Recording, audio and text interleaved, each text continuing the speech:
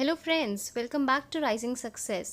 और आज आप सबके लिए मैं एक गुड न्यूज़ लेकर आई हूँ पीआरटी के रिजल्ट से रिलेटेड।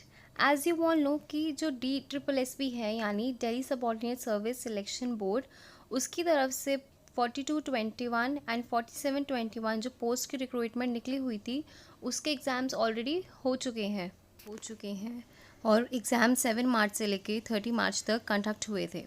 तो जैसा कि आप जानते हैं कि आप सब इस वीडियो के इंतज़ार में है कि रिज़ल्ट कब तक आएगा और एक्सपेक्टेड कट ऑफ कितनी है और कुल सीट कितनी है। हम इस वीडियो में यही सब पे बात करने वाले हैं। तो अब आप सबका इंतज़ार हो चुका है ख़त्म और चलते हैं हम अपनी वीडियो की तरफ।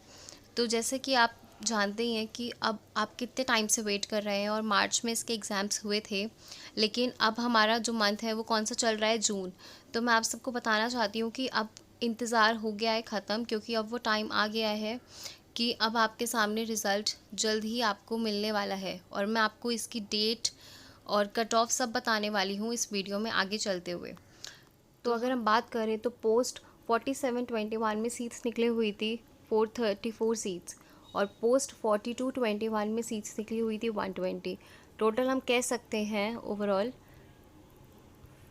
554 टोटल सीट्स हैं।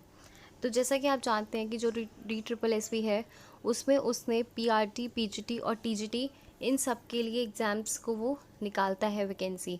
तो PGT की जो एज होती है जब तक आप फिल कर सकते हैं वो होती है 36।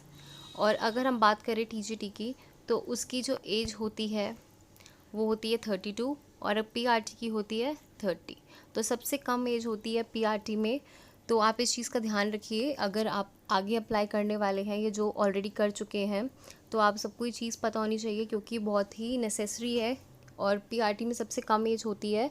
तो हमें इसके लिए अपनी प्रिपरेशन सब कुछ कर टाइम से रखना चाहिए जिससे कि हमें कोई प्रॉब्लम ना हो। ऑलराइट। तो जैसा कि आप लोग जानते ही हैं कि जो PRT का एग्ज़ाम हुआ था DSSB का वो 2200 मार्क्स का हुआ था, जिसमें GA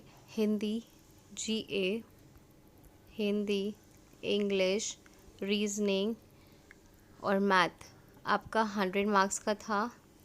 और पेडागोजी की बात करूँ तो वो भी 100 मार्क्स की थी। ओवरऑल आपका 200 मार्क्स का एग्ज़ाम था, ठीक है। और इसमें आपको चॉइस मिलती है कि आप कौन से लैंग्वेज में सॉल्व करना चाहते हैं एग्ज़ाम को। तो अगर हम बात करें आज आगे कट ऑफ की, जो हमारा मेन टॉपिक है जिस पे मुझे काफ़ी कमेंट्स आए हैं और ये वीडियो का मेन टॉपिक भी हमारा वही है कि हम एक्सपेक्टेड कट ऑफ की बात करें तो अगर तो ये सिर्फ एक्सपेक्टेड कट ऑफ है। मैं पहले ही सबको ये क्लियर कर देना चाहती हूँ कि जनरल के हिसाब से अगर हम देखें तो 78% कट ऑफ जा सकती है। अगर हम SC में देखें तो 69% कट ऑफ जा सकती है। OBC में देखें तो 75% और ST में 65% और EWS में 72%। तो आप देख सकते हैं कि यहाँ पे मैंने कट ऑफ की आपको एक्सपेक्टेशंस जो मुझे लगती हैं मेरे हिसाब से और जितना मैंने एनालाइज़ किया है उस हिसाब से मैंने यहाँ पे लिखा है, तो आप ये चेक कर सकते हैं डेफिनेटली। और जो मेन हमारी चीज़ है जिसके लिए आप लोग बहुत वेट करते हैं, तो मैं आपको ये बहुत ही इंपॉर्टेंट चीज़ है मैं यहाँ पे बताना चाहती हूँ कि जो मेरिट लिस्ट में जब नेम शॉर्ट लिस्ट होते हैं जिन बच्चों के लिए, कैंडिडेट्स के लिए, तो उसमें क्या क्या होता है, उस लिस्ट में क्या आता है। सबसे फर्स्ट ऑफ ऑल उसमें रोल नंबर्स होते हैं उन बच्चों के जो कि शॉर्ट लिस्ट हो गए हैं। उसमें मार्क्स ऑब्टेन बताए जाते हैं कि आपने कितने मार्क्स ऑब्टेन करे हैं और क्वालिफाइंग मार्क्स कितने हैं। और डेट ऑफ बर्थ उसमें आपकी आती है, उसमें आपको ये बताया जाता है कि आप पास हैं या फेल हैं।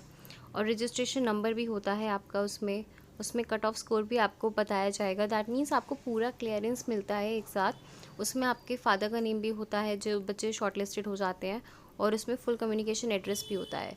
तो ये आपको मैंने जस्ट फॉर इंफॉर्मेशन ये मैंने लिखे हैं जिससे कि आपको की आइडिया लग जाए, सो दैट आपको कोई प्रॉब्लम ना हो। आपको अगर पहले से चीज़ें पता होंगी तो आपके लिए बहुत बेटर रहेगी वो चीज़। और जो मेन चीज़ का आप लोग वेट कर रहे हैं, अगर मैं आपको बताऊं तो क्लियरली कि इसका रिज़ल्ट कब तक आ जाएगा।